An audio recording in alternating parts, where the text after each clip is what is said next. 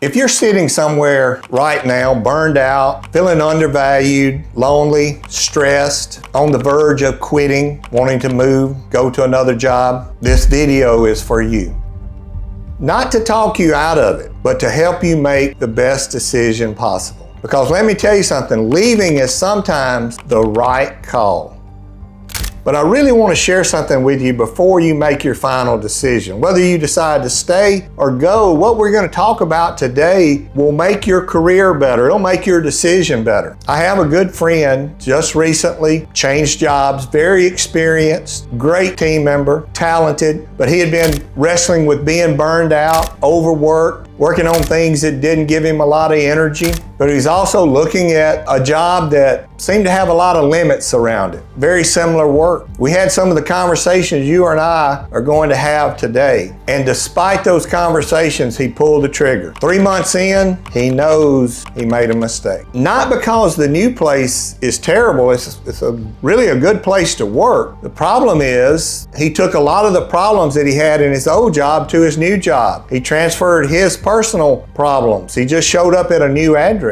Some of the things that were making him miserable in his old job are the same things he's doing in his new job. Well, here's what he didn't do before he made that decision. And this is what I want to share with you. First of all, let's admit, quitting a job feels like you're fixing a problem. It feels like a fresh start and you're leaving everything behind. But here's the part that no one ever tells you is that you're trading one set of challenges for a new set of challenges. We want to open up our eyes to that today. Because you see, in the new organization, you're going to be faced with building new relationships. It's going to have politics, unwritten rules and workplace culture. It's going to have its own imperfect leaders. No leaders are perfect in any organization. And then there, you're going to be in the new organization too, and you're bringing what? You're bringing your strengths, but you're bringing your weaknesses, you're bringing your habits, and you're bringing your blind spots, because you're at the new address too. The work I'm about to talk to you about changes that. It doesn't guarantee you that you're going to decide to stay. It doesn't guarantee you that you're going to decide to go. What it's going to guarantee is that you're going to make a better decision and you're going to raise the ceiling on the possibilities for your career. That, my friends, seems like it's worth you and me diving into. Now, every situation's unique, and I'm going to talk to you about 4 things that I think you really need to do before you make your decision. All 4 of these might apply to you. 2 of them might be more impactful than the other 2. Because again, every organization is unique, every situation is unique. But I can promise you, if you'll do these 4, it's going to open up your eyes more. You're going to make a better decision. You're going to know yourself better. Number 1 is, let's do the work to understand what we want to work on. What do we love doing? What is it that we work on where external time goes away? What are we really passionate about? What kind of team or purpose do we want to pursue in our career? We need to make sure that we have a good plan, that we understand where we're trying to advance our career. What does our career look like at the next level? And now we've got all this exponential change in the world. What skills do we need to be building? What experience do we need now? Can we get that at the organization we're at? Can we get it at the new organization we're looking at? Or at least we've got a better list of what we need from a new organization. But this is very important in understanding a little bit about yourself and what your vision is and what you enjoy doing. Until we understand more about this, we can't really evaluate whether we can find that in our existing organization or in the new one.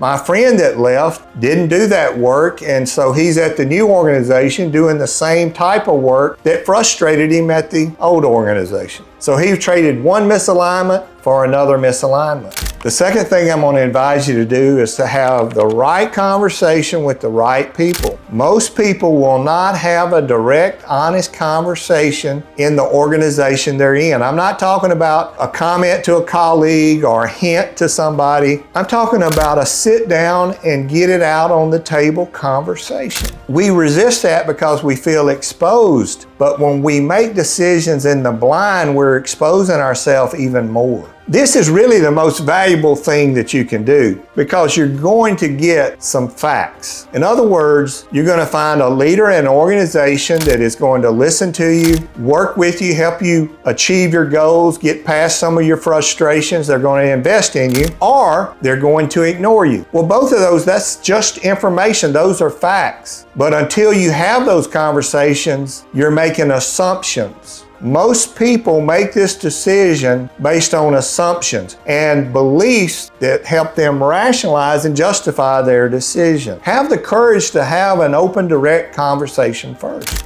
Number 3 is find a coach. It can be somebody internal to the organization, it can be somebody external, but somebody you trust that'll hold that mirror up for you and let you look in it. Help you to see how much is this really the organization, how much of it is me. We need help in doing that. If you're generating even 50% of your frustration where you're at, you're going to start in the hole in your new organization generating the same frustration. Just like my friend I told you about, one of his weaknesses is the inability to say no. He says yes to everything. He gets a lot of conflicting priorities. He gets his plate overloaded. He gets overworked, overburdened, and burned out. But he has responsibility in that because he's not stepping up and saying, hey, I have conflicting priorities here. I can't work this weekend, Saturday and Sunday. Which leads me to number 4, which is learning to say no. It might be to the type of work. It might be to your plate being overloaded, to conflicting priorities. But since so many people change jobs because of being overworked or overburdened, I'm going to encourage you to have some no conversations in the organization you're in first. Let's find out what they're really about. How much of this are we self-generating? I also want to tell you what's possible when you do these 4 things. I had a person who came to me looking for this advice that trusted me enough in our organization to share with me that they were about 3 to 4 weeks away from resigning. They were genuinely unhappy. They didn't like the person they were working for. They didn't like the type of work they were doing. They didn't like the area of the firm they were in. They just assumed that meant that even though they liked the culture of the company, it wasn't the right place for them.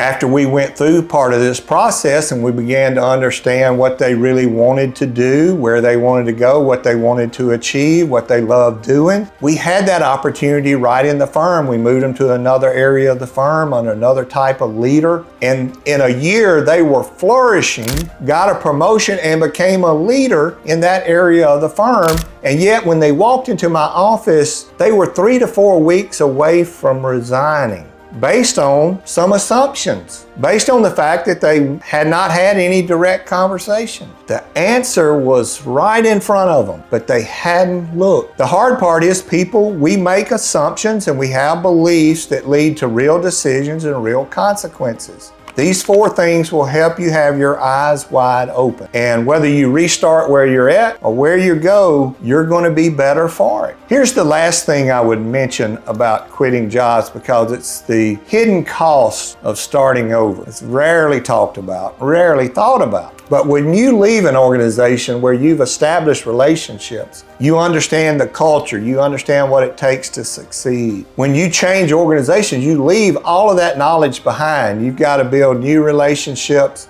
learn the politics, learn who you can trust. You've got to start over. You got to slow down before you can go faster. Now, that's not a reason not to go. It's just that it's a fact that should weigh in your decision to go or to stay. Many, many times it's the right decision to go. There's simply going to be some organizations that are not a good fit for you, or they have leadership that's toxic. Regardless of you understanding yourself and knowing what you need to do, they're not going to make that investment. Sometimes the right decision is to leave. But do these 4 things first.